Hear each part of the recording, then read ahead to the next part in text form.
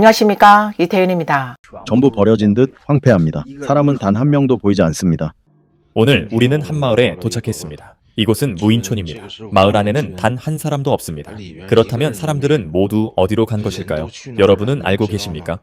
많은 분들이 가장 많이 물어보신 질문에 답하겠습니다. 이곳에 사람이 살고 있느냐는 것이었는데 제가 전부 확인해 본 결과 아무도 거주하지 않고 있었습니다. 이제 안으로 들어가 보겠습니다. 오, 여기에 엘리베이터도 있군요. 하지만 저는 타지 않겠습니다. 혹시라도 고장이 나서 안에 갇히면 구조해 줄 사람이 아무도 없을 테니까요. 다만 이 건물에 아직 전기가 들어온다는 사실은 분명합니다.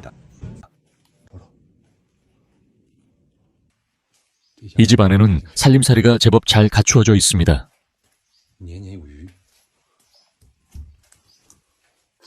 제가 차를 몰고 요녕으로 여행을 가던 중 산속에서 무인촌 하나를 발견했습니다. 예전에는 매우 활기찼던 마을이었지만 지금은 부서진 벽돌과 기와만 남아있고 온 마을이 잡초로 뒤덮여 있습니다. 그렇다면 한때 이곳에 살던 사람들은 모두 어디로 떠난 것일까요? 이 마을에는 이제 저 혼자만 남았어요. 젊은이들은 모두 떠났고 노인들은 자식들이 데려가 버렸습니다. 이렇게 큰 산속에서 혼자 지내려니 사실 무섭기도 합니다. 세상에, 이제는 연기가 피어오르는 집조차 없습니다. 두억의 반쪽 난 거리만 남았고 남아있던 노인 5분마저 모두 도시에 들어가 버렸습니다. 그 5분 가운데 한 분은 뇌혈전 환자였는데 결국 이곳 주민들은 모두 떠나버린 것입니다. 보십시오. 이 집들도 전부 빈집이 되어 있습니다. 최근 1, 2년 사이 무인촌이 갑자기 사회적 화제로 떠올랐습니다. 특히 중국 동북 지역에서 대규모의 무인촌이 잇따라 발견되고 있습니다. 이 마을의 집들은 여전히 멀쩡히 남아 있습니다. 그러나 마을 전체는 텅 비었고 더 이상 불을 떼고 밥을 짓는 사람이 없습니다. 한 네티즌은 다들 농촌으로 돌아가 노후를 보내겠다더니 정작 이 마을 사람들은 다 어디로 간 것입니까? 라고 반문했습니다. 또 다른 사람들은 남방 농촌에도 이미 사람이 없다라고 지적했습니다. 이제 우리는 흥룡강의 무인촌을 살펴보겠습니다. 저는 하비빈에서 감옥사 방향으로 길을 따라왔습니다. 그 사이 수많은 작은 마을과 읍내를 지나쳤습니다. 그런데 공통적인 현상이 하나 있었습니다. 바로 사람이 거의 보이지 않는다는 점입니다. 떠날 사람들은 이미 모두 떠나버린 것입니다. 길가의 가게들을 보십시오. 운영하는 이가 전혀 없고 사실상 폐업된 채 방치돼 있었습니다. 한 시골 대둔 마을에는 지금 거의 노인과 병약자 그리고 장애인들만 살고 있습니다. 보세요. 여기는 흥룡강성 대경시 용봉구 구청촌입니다. 원래는 아주 큰 마을이었고 예전에는 사람들이 정말 많았습니다. 그런데 지금은 대낮에도 연기가 피어오르지 않고 밤에도 불빛 하나 보이지 않습니다. 능력 있는 사람들은 모두 떠나 이제는 도시에 가서 아파트에 살고 있습니다. 요녕성에서 무인 거주단지, 즉 아무도 살지 않는 아파트 단지가 발견됐습니다. 지금 무인 아파트 단지 하나를 발견했습니다. 겉으로는 방범문도 달려 있는데 과연 사람이 살고 있을까요? 하지만 문 손잡이를 보니 온통 흙먼지가 쌓여 있었습니다. 안쪽에는 중국식 온돌 화캉이 보입니다. 그리고 유일한 가전제품이라고는 작은 손전등 하나뿐입니다. 밖에는 거센 바람이 불고 있습니다. 문이 있군요. 안으로 들어가 보겠습니다. 안에 누구 계십니까? 저는 배달 온 사람입니다. 혹시 주문하신 분 계십니까? 그러나 방 안은 심하게 낡고 황폐해 있었습니다. 사람이 살고 있다는 기운은 전혀 느껴지지 않습니다.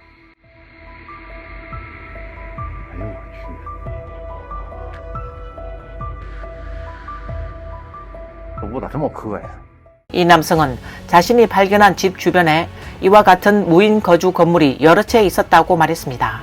이 무인 마을에는 학교와 병원까지 자리 잡고 있었습니다. 영상 속의 집은 방범문이 새 것처럼 멀쩡했고 내부방 역시 깨끗했으며 가구도 그대로 놓여 있었습니다. 그러나 사람은 아무도 살고 있지 않았습니다. 사실 지난 2022년 7월 한 동북지역 블로그가 팬들의 제보를 받고 요녕의 한 무인촌을 직접 찾은 적이 있습니다. 그녀가 한 가정집에 들어가 보니 생활용품이 그대로 있었지만 그곳 역시 사람이 살지 않는 상태였습니다. 이제 안방으로 들어가 보겠습니다. 여기 큰 거울도 있네요. 꽤 괜찮습니다. 이쪽에는 DVD 플레이어도 있고 음향기기도 놓여 있습니다. 여기는 작은 방입니다. 큰 침대 하나와 옷장 2개가 놓여 있네요. 옷장에서도 세월의 흔적이 느껴집니다. 방 안에도 DVD가 하나 더 있습니다. 하지만 지금은 아무도 쓰지 않는 물건이 되어 있죠. 여기 책이 정말 많습니다. 꽤 많은 책들이 쌓여 있네요. 보아하니 예전에는 문화적인 분들이 살던 집인 것 같습니다. 수건도 아직 남아있는데 다 두고 떠난 모양이에요. 챙겨가지도 않고 그대로 두고 갔네요. 이 무인촌은 거의 모든 집마다 제대로 지은 돼지우리가 갖추어져 있었습니다. 집안에는 가구가 그대로 있고 옷장 속에 옷과 잡동사니까지 모두 남아 있었습니다. 부엌 바닥에는 장작더미도 여전히 쌓여 있었습니다. 그러나 더 이상한 점은 따로 있습니다. 만약 주인이 이사를 갔다면 침실에 있던 큰 침대와 옷장 그리고 DVD 플레이어 같은 가전제품은 가져가거나 다른 이에게 넘겼을 것이 분명합니다. 그런데 그것들이 그대로 방치되어 있었던 것입니다. 게다가 방 안의 빨래줄에는 아직도 일상에서 쓰던 수건이 걸려 있었습니다. 그 모습은 마치 이 집 주인 가족이 어느 날 갑자기 서둘러 떠나버린 듯한 흔적을 보여주고 있었습니다. 이후 집으로 돌아와 집안을 정리하거나 물건을 치운 기색은 전혀 없었습니다. 오직 하나 분명한 것은 그 뒤에는 무언가 숨겨진 사연이 있다는 사실입니다. 또 다른 한 남성은 어느 마을에 갔는데 그곳 역시 온통 텅 빈 상태였습니다.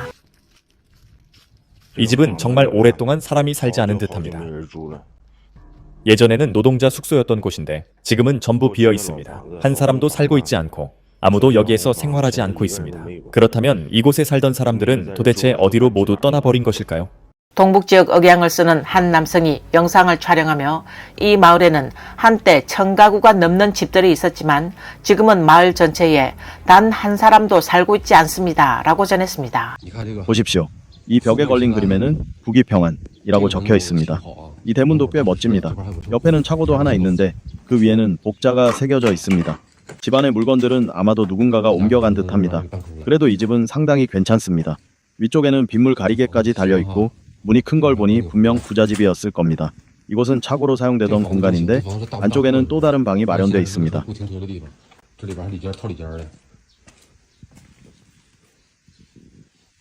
그리고 이 벽에 붙어있는 타일 그림은 정말 훌륭합니다.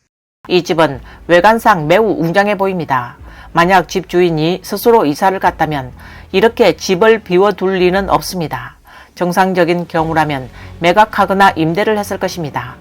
해당 남성은 또 아마도 집 주인이 없는 사이 가구들을 전부 다른 사람에게 몰래 옮긴 것 같다라고 말했습니다. 결국 집안의 생활 흔적은 사라지고 건물만 남아 텅 빈 채로 방치된 것입니다. 이어서 이 블로그는 다른 무인 주택들도 촬영해 공개했습니다. 이 대문 참 크네요. 안쪽 벽에는 큼지막한 복자가 걸려 있습니다. 이렇게 좋은 집인데 창틀은 모두 사라져 버렸습니다. 뒤쪽 집은 들어갈 수 있겠군요. 이 집은 인테리어가 꽤 잘 되어 있습니다. 저 집 대문은 잠겨 있어서 옆집을 통해 들어올 수 있었습니다. 안에는 여성용 하이힐이 남아 있는데 그것도 굽이 아주 높은 신발들입니다. 중국 동북 지역에는 이와 같은 무인촌이 매우 많습니다.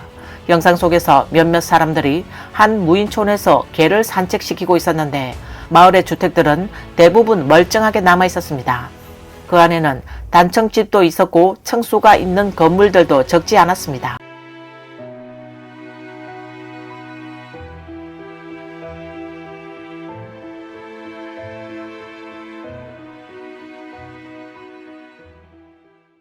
무인촌 현상은 동북 지역에만 국한되지 않습니다. 귀주, 강서, 복근, 광서, 광주, 안휘, 호남, 호북 등 제수도 이미 사람이 살지 않거나 겨우 몇 명만 남아 거주하는 마을들이 대거 나타나고 있습니다. 여기는 산동성 치박시 박상구 하악 서고촌입니다. 과거에는 600명 이상이 살던 마을이었지만 마지막 남은 한 가구가 이주한 뒤로는 지금은 완전히 텅 빈 무인촌이 됐습니다. 한 블로그가 산동성 연태시에서 또 하나의 무인촌을 발견했습니다. 그곳은 바로 개발구 장로구촌이었습니다. 이 문이 왜 열려 있는 걸까요?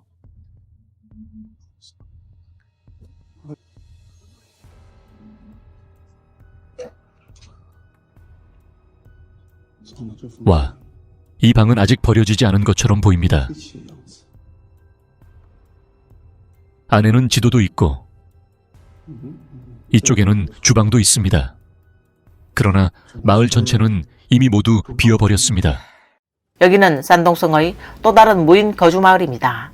마을 안에는 건물들이 많지만 모두 사람이 살지 않고 있습니다. 더욱 이상한 점은 방 안에 그대로 남아있는 물건들입니다. 많은 의복과 여행용 가방까지 놓여 있어 정상적으로 이사간 흔적은 보이지 않습니다. 비록 오랫동안 방치된 집이긴 하지만 보시다시피 안에는 여전히 많은 생활 흔적이 남아 있습니다. 여기는 산동성이라서 이런 대형 아궁이식 온돌은 필수적입니다. 이 방의 여주인은 당시 기준으로 꽤 세련된 사람이었던 것 같습니다. 하이힐까지 챙겨놓은 걸 보면 알 수 있지요. 잠깐, 방금 쿵쿵거리는 소리 들으셨습니까? 누가 있는 걸까요? 심지어 바깥쪽에 있는 건물들조차 이미 전부 버려졌다라고 하는데 말입니다. 이 마을은 겉보기에는 꽤 아름답습니다. 어떤 집의 작은 마당에는 옥수수까지 심어져 있었습니다. 농촌에서는 보통 옥수수 수확이 끝나면 옥수수대를 베어내고 뿌리까지 뽑아 다음에 경작을 준비하는 것이 일반적입니다. 그러나 이 농가 마당에는 옥수수대가 그대로 남아있어 매우 이례적인 모습이었습니다. 화면은 하북성 중계농장의 무인촌을 직접 촬영한 장면입니다. 이 마을의 거리는 넓게 뻗어 있어 한때 대형 화물차들이 자주 드나들었던 것으로 보입니다. 또 마을 안의 집들은 상당수가 멀쩡히 남아있고 건축 연한도 그리 길지 않아 보입니다. 그런데 지금은 사람이 살고 있지 않아 그 정황이 더욱 기이하게 느껴집니다.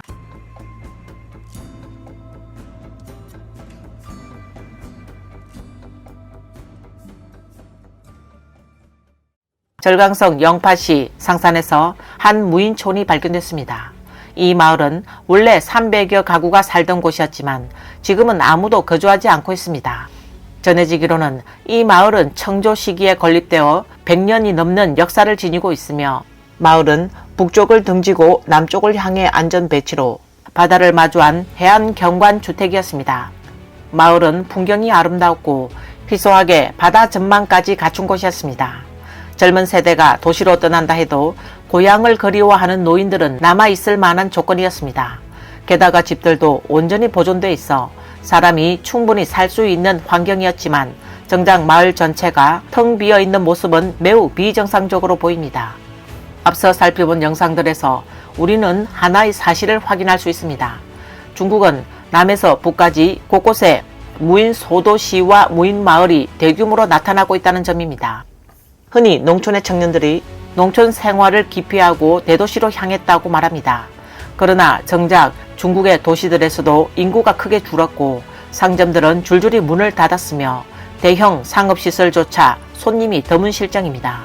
중공은 이 같은 상황을 도시화 정책의 성과라고 포장해왔습니다. 동북 삼성, 즉 요령, 길림, 흑룡강의 경제 침체로 많은 인구가 남방 도시로 이동했다고 강조합니다. 하지만 남방 지역에서도 똑같이 대규모 무인촌 현상이 나타나고 있습니다. 특히 이들 무인 마을과 무인 소도시에는 몇 가지 공통점이 있습니다. 집들은 멀쩡히 보존되어 있고 가구와 생활용품이 그대로 남아 있으며 일부 집은 아예 문조차 잠겨 있지 않습니다. 학교와 병원 같은 사회 기반 시설도 자리 잡고 있습니다. 그럼에도 불구하고 주민들은 전혀 보이지 않습니다. 마치 마을 전체가 어느 날 갑자기 흔적도 없이 사라져버린 듯한 기묘한 광경을 연출하고 있습니다. 이 모든 현상은 결국 피할 수 없는 하나의 문제를 가리킵니다. 바로 중국 인구가 이미 대규모로 감소했다는 사실입니다. 중국 통계국이 발표한 인구 수치에 따르면 2024년 말 중국 인구는 14억 828만 명으로 집계되어 있습니다. 이는 2023년 말보다 139만 명 줄어든 수치입니다. 물론 중공의 통계는 진실을 있는 그대로 반영한다고 보기는 매우 어렵습니다. 그러나 그들조차 인정할 수밖에 없을 만큼 중국의 인구 감소는 부인할 수 없는 현실이 되고 있습니다. 실제 인구 상황은 매우 충격적일 가능성이 큽니다. 2015년 8월 17일 중국 대륙의 1인 방송 블로그 후레는 각 세대별 인구 현황을 공개하며 충격적인 사실을 전했습니다. 60년대생 출생 인구 약 2억 1,700만 명, 현재 생존 인구 약 1억 9,100만 명, 이미 약 1,800만 명 사망. 70년대생 출생 인구 약 2억 2,400만 명, 현재 생존 인구 약 2억 100만 명, 약 2,200만 명 사망. 사망 비율은 약 9.8%입니다. 이어서 80년대생 세대를 보겠습니다. 출생 인구는 약 2억 1,900만 명, 현재 생존 인구는 약 2억 1,000만 명으로 집계됩니다. 이미 약 900만 명이 사망했으며 이는 전체의 약 4.9%를 차지합니다. 90년대생 세대의 경우 출생 인구는 약 1억 8,800만 명, 현재 생존 인구는 약 1억 5,500만 명으로 무려 3,300만 명이 이미 사망했습니다. 사망 비율은 약 17.6%에 달합니다. 마지막으로 2000년대생 세대는 출생 인구가 약 1억 4,700만 명, 현재 생존 인구는 약 1억 3,600만 명입니다. 약 1,100만 명이 이미 사망했으며 이는 전체의 7.5%를 차지합니다. 이러한 수치를 종합해보면 특히 90년대생과 2000년대생 세대에서 사망 비율이 비정상적으로 높다는 점을 알 수 있습니다. 중공통계국이 발표한 수치를 두고 블로그 마케팅호 극소파는 영상에서 1990년에서 2025년까지 사망자가 고작 350만 명이라는데 소문으로 돌던 3,300만 명과는 차이가 너무 크다며 의문을 제기했습니다.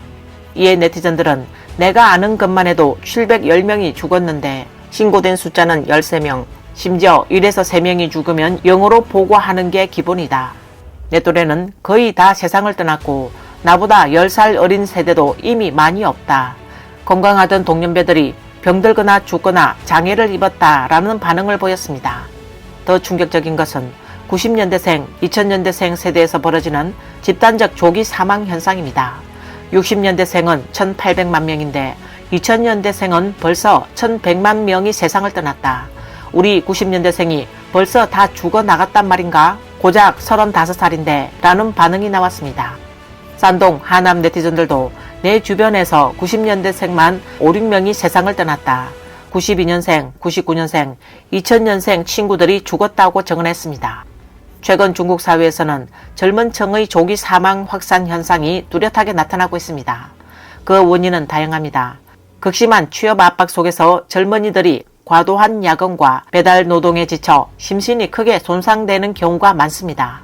또 실직한 이후에는 집값 대출과 생활비, 각종 부채에 시달리다가 극단적 선택을 하는 이들도 늘고 있습니다. 여기에 젊은 층이 즐겨 찾는 밀크티 같은 음료, 그리고 곳곳에 퍼져 있는 과학식품, 불량식품 역시 보이지 않는 방식으로 청년들의 건강과 생명을 좀먹고 있습니다.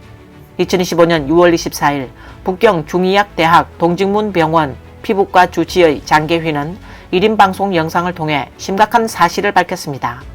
그는 심근경색과 뇌경색 환자가 갈수록 많아지고 있으며 그 연령대가 점점 더 젊어지고 있다고 지적했습니다. 이 두 질병은 발병률, 재발률, 장애율, 사망률이 모두 높을 뿐만 아니라 경제적 부담까지 극도로 큰 병입니다. 이제는 40대 환자들이 병실의 주류가 되었고 심지어 20, 30대 젊은 환자들까지도 빠르게 늘고 있다고 합니다. 또 다른 의사 블로그 역시 올해 들어 갑자기 사망하는 사람이 눈에 띄게 늘어나고 있다라고 경고했습니다. 2025년 7월 25일 1인 방송 블로거 치박 장례공묘령원 노유는 외부에서는 좀처럼 알 수 없는 충격적인 사실을 공개했습니다. 그는 화장장에서 지금 가장 많이 접하는 대상은 노인이 아니다. 바로 80년대생과 90년대생의 젊은 세대들이다. 야간 근무 시간에는 갑작스러운 돌연사, 과로와 경쟁에 떠밀려 쓰러진 시신들을 처리하는 경우가 대부분이다. 다음 차례는 바로 당신일 수도 있다. 돌연사는 더 이상 뉴스가 아니다. 매일 화장장을 채우는 건 끝없이 늘어나는 청년들의 시신이다 라고 말했습니다. 앞서 7월 22일 자신을 장례업 종사자라고 밝힌 또 다른 블로거 선인거 역시 영상을 통해 같은 현상을 증언했습니다. 그는 요즘 들어 갑자기 사망하는 젊은이가 점점 더 많아지고 있다고 말하며 자신이 접한 사례 중에 가장 어린 급사자는 겨우 18세였다고 전했습니다. 그는 또 지난 3년간 30세 이하 시신의 수가 3배로 늘어났다. 게다가 이들의 70%는 발병 전까지 특이한 이상이 전혀 없는 정상적인 상태였다라고 덧붙였습니다. 젊은 세대의 대규모 돌연사 현상 뒤에는 또 하나 결코 무시할 수 없는 중요한 요인이 존재합니다. 그것은 바로 중공이 줄곧 감추려 해온 코로나19 변이의 지속적인 확산입니다. 7월 20일 하북공정대학 부속병원 소화기 내과 주임 최성량은 영상 메시지를 통해 최근 코로나19 양성률이 급격히 치솟고 있다. 외출 시 반드시 마스크를 착용해야 한다라고 경고했습니다. 7월 10일에는 북경 우한병원 감염종합과 주임의사 이동정이 1인 방송 영상을 통해 사실 코로나는 단 한 번도 사라진 적이 없다라고 단언했습니다. 이어 8월 27일 북경 조양병원 응급과 주치 장야 역시 영상을 통해 당신은 코로나가 이미 지나갔다고 생각할지 모르지만 실제로는 지금도 우리 곁에 존재한다라고 분명히 밝혔습니다. 그는 최근 코로나 양성률이 다소 낮아진 것은 사실이지만 코로나19 바이러스의 변이 속도가 매우 빠르며 독성은 다소 약화되었으나 전염성은 계속 강화되고 있다고 덧붙이며 지적했습니다. 따라서 코로나 감염 위험은 여전히 매우 높은 상태라고 경고했습니다. 중국 네티즌들은 극도의 불안을 호소하며 알고 보니 8월에 찾아온 목 통증이 새로운 변이 바이러스 때문이었군요. 이번 신종 변이는 정말 독합니다. 사람들은 이미 무너지고 있습니다. 라고 말했습니다. 또 다른 사람들은 벌써 일주일째인데 말을 하려고 하면 바로 기침이 나옵니다. 라며 자신의 증상을 직접 털어놓았습니다. 저는 오늘로 8일째인데 여전히 기침과 가래가 심합니다. 조금은 호전되었지만 여전히 어지럽고 정신이 몽롱합니다. 라고 댓글을 남겼습니다. 이 모든 증언은 중국인들이 처한 현실이 얼마나 심각한지를 보여줍니다. 사람들은 하루하루 생존을 위해 일하고 돈을 벌어 노부모를 부양하고 자녀를 키우며 무거운 집값 대출까지 떠안고 있습니다. 그런데 여기에 불량식품 문제와 코로나 재확산까지 겹치면서 삶은 더욱 벼랑 끝으로 내몰리고 있습니다. 그 결과 중공이 조국의 꽃, 미래 세대라 부르던 90년대생, 2000년대생 청년 세대가 믿기 어려운 속도로 세상을 떠나고 있는 것입니다. 더욱 참담한 점은 중공 정부가 끊임없이 인민을 사랑한다, 인민의 이익을 최우선으로 하겠다라고 주장하면서도 정작 코로나의 진실은 끝까지 은폐하고 있다는 사실입니다. 오늘 뉴스는 여기까지입니다. 시청해주셔서 감사합니다.